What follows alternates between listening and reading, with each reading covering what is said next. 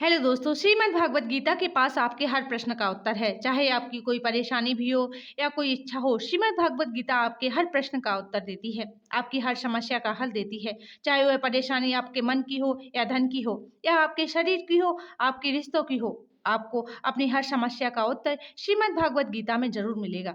आज हम उसी श्रीमद् भागवत गीता के ऐसे गहरे अनमोल उपदेश आपको बताएंगे जो आपकी पूरी जिंदगी बदल देंगे। बस आप इन बातों को, वीडियो को अंत तक ध्यान से सुनिए और देखिए। जो भी व्यक्ति इस वीडियो को अंत तक सुनेगा, उसे अपनी जिंदगी से उसे अपनी हर परेशानी का हल अवश्य मिलेगा।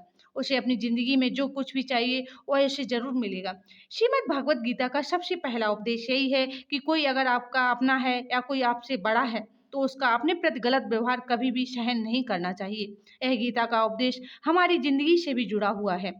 हम भी अपने मन की अधिकतर तकलीफों को यह सोचकर जिंदगी भर सहते रहते हैं कि यह तो मेरा अपना है, यह तो मेरा बड़ा है, इसको हम कैसे कुछ कह सकते हैं। हम अगर नहीं सहेंगे, कुछ कह देंगे तो हमारे रिश्ते खराब हो जाएंगे, हमारे रिश्ते ही समाप्त हो जाएंगे।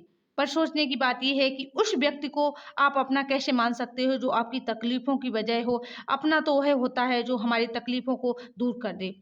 गीता का यह उपदेश, किसी को भी अपना फायदा मत उठाने दो, किसी को भी खुद पर जुल्म मत करने दो, क्योंकि आप जितना सहोगे लोग उतना ही आपको सहने के लिए मजबूर करेंगे। गीता का पहला अध्याय जिसका नाम अर्जुन विषद योग और दूसरा अध्याय जिसका नाम सांख्य योग है, उसके आरंभ में अर्जुन ने श्री कृष्ण के आगे अपना दुख प्रकट किया कि हे केशव, मैं कौरवों से कैसे युद्ध कर सकता हूँ, यह तो मेरे अपने ही हैं। कैसे भीष्म पितामह और द्रोणाचार्य से युद्ध करूंगा, क्योंकि वो दोनों मेरे पूजनीय हैं। इसलिए इन गुरुजनों को मारने से तो अच्छा है मैं भिक्षा के अन्न को खाकर अपना जीवन का गुजारा करूं। दोस्तों, और जिन कौरवों से मैं युद्ध करने जा रहा हूं वह सब धृतराष्ट्र के पुत्र हैं, मेरे भाई ही हैं, मेरे अपने ही हैं। इन सबको मारने से अच्छा है कि मैं सन्यासी बन जाऊं। तो श्री कृष्ण ने अर्जुन से कहा कि यहाँ कौन अपना है और कौन पराया। जो अधर्म करता है उसके साथ युद्ध करना तुझे मोक्ष और मुक्ति देगा। तू अपने इस मन के मोह को त्याग दे, नहीं तो सारा जग तेरी निंदा ही करेगा, तुझे डरपोक कहेगा। बात अपने पराई की नहीं है, बात धर्म और अधर्म की है, बात सही और गलत की है। अगर तू गलत को सहेगा, उसका अंत नहीं करेगा, तो गलत करने वालों को और बल मिलेगा और वो गलत करेगा। इसलिए मन के मोह को त्याग करके तू युद्ध कर। महाभारत की एक और कहानी भी है। जब अर्जुन के पुत्र अभिमन्यु के युद्ध में मृत्यु हो जाती है तब अर्जुन बहुत दुखी होता है, रोने लगता है। वो श्री कृष्ण से कहने लगता है कि मेरा पुत्र अभिमन्यु मर गया, मैं यह दुख बिल्कुल भी सहन नहीं कर सकता, मैं भी अपने आप को समाप्त कर लूंगा। फिर भगवान श्री कृष्ण उसे आत्माओं के लोक में लेकर गए, जहाँ अभिमन्यु आनंद से बैठा हुआ था, क्योंकि उसने क्षत्रियोचित व्यवहार किया, इसलिए उसे उत्तम पद की प्राप्ति हुई।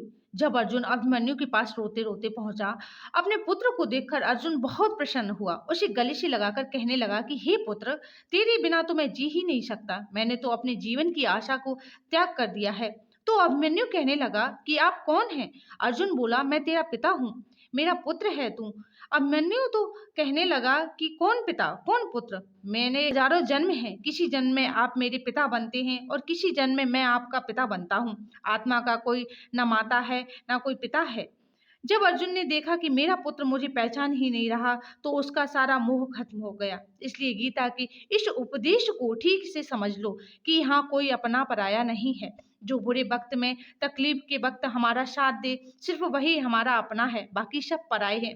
गीता का दूसरा उपदेश यही है कि जो चला गया कभी उसका दुख मत करो, और जो आने वाला है उसकी बिल्कुल भी चिंता मत करो। जब महाभारत का युद्ध चल रहा था तब अर्जुन ने श्री कृष्ण से कहा कि अगर यही युद्ध हुआ, करोड़ों लोग मारे जाएंगे। जो सैनिक और योद्धा और इस युद्ध में मारे जाएंगे उनकी स्त्रियों का क्या होगा, समाज कैसे आगे बढ़ेगा, और बहुत सी बातें अर्जुन ने विस्तार से कही। भगवान श्री कृष्ण ने कहा, हे अर्जुन, बड़ी बड़ी ज्ञानियों जैसी बातें करना, लेकिन जो सच में ज्ञानी होता है वो जो लोग मर चुके हैं, जा चुके हैं या एक दिन जाने वाले हैं, उनकी चिंता नहीं करता, उनका दुख नहीं करता। तेरे हाथ में कुछ भी नहीं है, तू चाहकर भी कुछ कंट्रोल नहीं कर सकता। जीवन और मरण यह तो प्रकृति की नियति है। इसलिए जो ज्ञानी होता है वह किसी के मरने पर भी नहीं रोता है।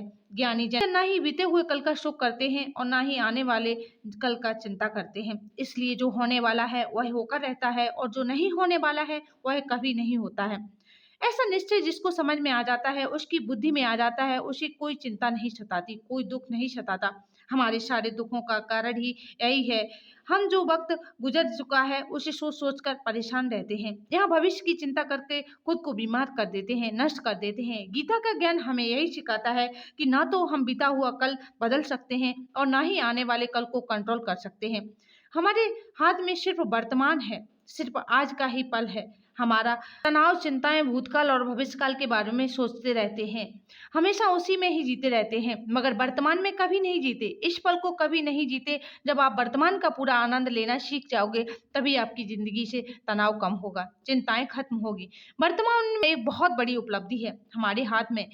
सिर्फ आज का ही पल, हमें भी जो भी करना है आज ही करना है। कभी ये सोचकर समय को नष्ट नहीं करना चाहिए कि अभी मेरे पास बहुत समय बचा है। और गुरु जी ने अपने शिष्य को एक पारस का पत्थर दिया था। उनका शिष्य बहुत आलसी था, हर काम को कल पे टाल देता था। तो गुरु जी ने उसे कहा कि मैं तुझे यह पारस पत्थर दे रहा हूँ। इस पारस पत्थर से जब तू लोहे का स्पर्श करेगा तो वह लोहा स्वर्ण बन जाएगा, सोना बन जाएगा। और यह पारस पत्थर मैं तुझे 1 महीने के लिए दे रहा हूँ। जब 1 महीना समाप्त हो जाएगा तब वह मुझे पारस पत्थर वापस दे देना और मैं उसे वापस ले लूंगा। तब तक तू इस पत्थर को अपने पास ही रख।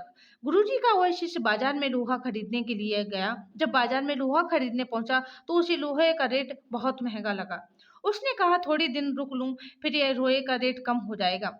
पर उसकी बुद्धि में यह बिल्कुल नहीं आया कि इस लोहे में को मैं सोना बनाकर बहुत अधिक धन बना सकता हूँ।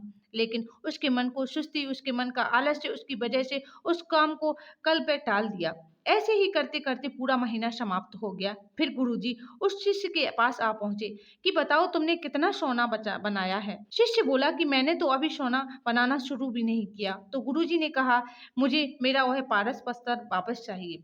शिष्य बोला कि नहीं, मुझे थोड़ा वक्त और दीजिए, मैं थोड़ा सोना बनाना चाहता हूँ। गुरुजी ने कहा कि ये पारस पत्थर पूरा 1 महीना तेरे पास था पर तू कुछ नहीं कर पाया, लेकिन अब समय समाप्त हो चुका है। ऐसे ही हमारा जीवन है, हमारी जिंदगी है और समय एक पारस पत्थर है। हर समय के एक एक पल से अपने जीवन को सोना बना सकते हैं, लेकिन हमें ये लगता है कि हमारे पास बहुत समय है, बचा है, चाहे एक दिन जिंदगी को जी लेंगे, एक दिन जिंदगी में खुश हो जाएंगे, लेकिन वह दिन कभी नहीं आता। और हम जिंदगी भर भागते रहते हैं, चिंता करते रहते हैं, दुखी होते रहते हैं, लेकिन जिंदगी को जीना, खुश रहना हम भूल जाते हैं। इसलिए गीता का ज्ञान हमें सिखाता है कि आप आज में जीना सीखो, इस पल में जीना सीखो। गीता का तीसरा उपदेश यही है कि मौत से डरना बिल्कुल व्यर्थ है।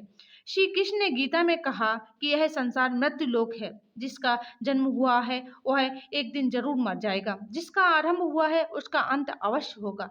हम इसे रोक नहीं सकते हैं। जैसे हम रोज कपड़े बदलते हैं, वैसे ही हमारी आत्मा नया शरीर धारण करती है। मृत्यु सिर्फ इस जीवन का एक नया आरंभ है, इस जीवन का अंत नहीं है।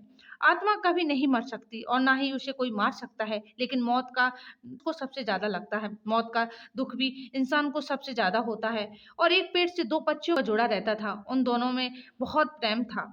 उन्होंने साथ जीने मरने की कस्में खाई थी। एक दिन वहां एक शिकारी आया, उसने एक तीर चलाकर वहां पेड़ पर बैठे मादा पक्षी को मार दिया। वो अकेला नर पक्षी रोने लगा, मैं तुम्हारे बिना कैसे जी पाऊंगा, तुम्हारी जगह मेरी मृत्यु आ जाती, मेरा जीवन तुमको मिल जाता। वो रो रो के विलाप करने लगा।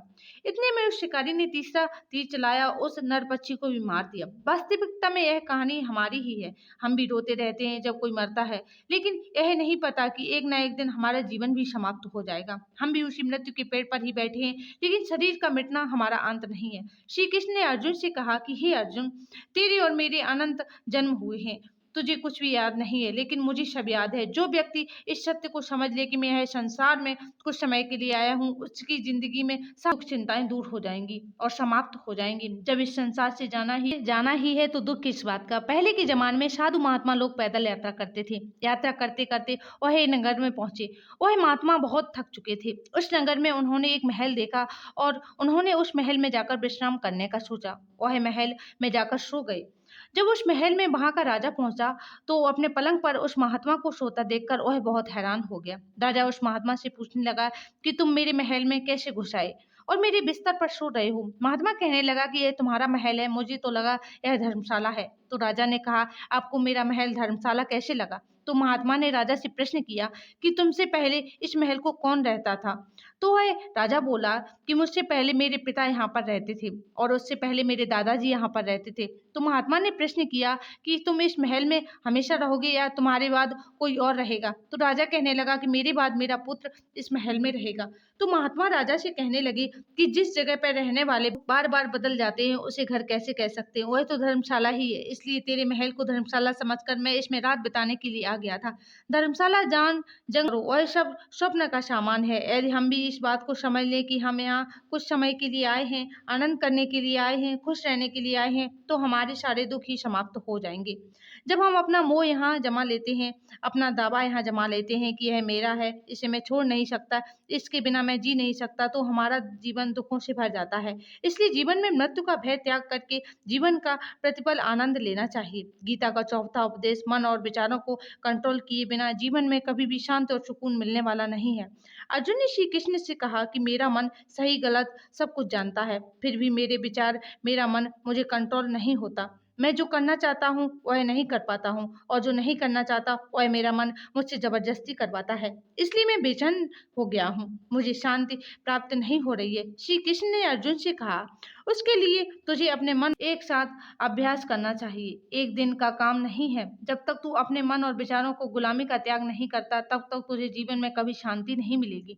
एक राजा था, वह बहुत बेचैन और परेशान रहता था। एक दिन वह अपने गुरुजी के पास गया और उनसे कहने लगा कि मेरा मन बहुत बेचैन है, मैं बहुत परेशान हूँ, मैंने पूरे संसार को जीत लिया है, सब कुछ मेरे पास, मैं बहुत खुश नहीं हूँ, मेरे मन में सुकून नहीं है, शांति नहीं है। तो गुरुजी ने राजा से कहा कि तुम्हारे नगर में अगर कोई ऐसा व्यक्ति है जिसके पास सुकून को प्राप्त कर लिया, शांति को प्राप्त कर लिया है, तुम उसका एक बार कुर्ता पहन लो तो तुम्हारे जीवन में भी शांति आ जाएगी। राजा बहुत प्रसन्न हो गया, यह तो बहुत आसान काम है। वह अपने राजमहल में आया और राजसभा में वह सबसे कहने लगा कि आप लोगों में जो शांत हो चुका है, जिसे सुकून मिल गया है, वह अपना कुर्ता मुझे दे दो, बदले में जितना धन मांगेगा मैं उसे दे दूंगा। सब लोग एक दूसरे का मुंह देखने लगे। पैसों का लालच आया, लेकिन सबको एक दूसरे की सच्चाई पता थी, क्योंकि किसी की जिंदगी में भी शांति और सुकून नहीं था। सब अपना सर झुका सब फिर उस राजा ने पूरे नगर में ढिंढोरा बता दिया कि जिसे भी शांति प्राप्त हो चुकी है और सुकून प्राप्त हो चुका है, वो मेरे पास आकर अपना कुर्ता दे दे, जितना कहेगा मैं उसे उतना धन दूंगा। लेकिन एक भी व्यक्ति ऐसा नहीं हुआ जिसे शांति प्राप्त हो चुकी हो। वास्तविकता में जब कोई मरता है, हम कहते हैं हो गया है। कभी भी किसी जिंदा इंसान के लिए नहीं सुना कि एक जीता जागता इंसान हो गया है। राजा के सैनिक पूरे शहर में ढूंढते रहे, फिर उन्हें एक पेड़ के नीचे एक महात्मा तपस्या करता दिखा, जिसके चेहरे पर एक शांति सुकून था। वो सैनिक उस आत्मा के पास वो लगा कि आपके पास शांति प्राप्त हो चुकी है, सुकून प्राप्त कर लिया है क्या आपने? महात्मा ने कहा, मैं पूरी तरह से शांत हूँ। तो सैनिक ने उसे राजा के पास ले गए। राजा ने उस महात्मा से प्रश्न किया कि आपको शांति और सुकून प्राप्त हो चुका है? और आया महात्मा कहने लगे, महाराज मैं पूरी तरह से शांत हूँ, मुझे कोई चिंता नहीं है, मुझे किसी चीज की लालच नहीं, मुझे कोई इच्छा नहीं। तो राजा बहुत प्रसन्न हो गए। आखिर यह व्यक्ति मिल गया जिससे शांति की प्राप्ति हो चुकी है, इसे सुकून प्राप्त हो चुका है। तो राजा उस महात्मा को कहने लगे कि हे महात्मा, आप कृपा करके अपना कुर्ता मुझे दे दीजिए, बदले में आप जो मांगोगे मैं आपको दे दूंगा। वह महात्मा कहने लगे, महाराज सुकून और शांति तो मुझे मिल चुके हैं, लेकिन मैं क्या करूं, मेरे पास कुर्ता ही है पहनने के लिए जो मैं आपको दे सकूं। जब महाराजा ने उस महात्मा को यह बात सुनी कि इस महात्मा के पास कुर्ता भी नहीं है पहनने के लिए, उसके बाद ये महात्मा एकदम शांत है, इसके जीवन में सुकून है, मैं सारी जिंदगी धन को जोड़ने में लगा रहा, दुनिया जीतने में लगा रहा, लेकिन मुझे शांति नहीं मिली, सुकून नहीं मिला, क्योंकि शांति और सुकून बाहर की चीज नहीं, अपने भीतर की चीज है। इसलिए जब तक कोई व्यक्ति अपने मन और विचार को कंट्रोल नहीं करता, तब तक उसके जीवन में सुकून और शांति नहीं मिलती। और गीता का उपदेश हमें यही सिखाता है कि जीवन में शांति चाहिए तो मन को शांत करना सीखो।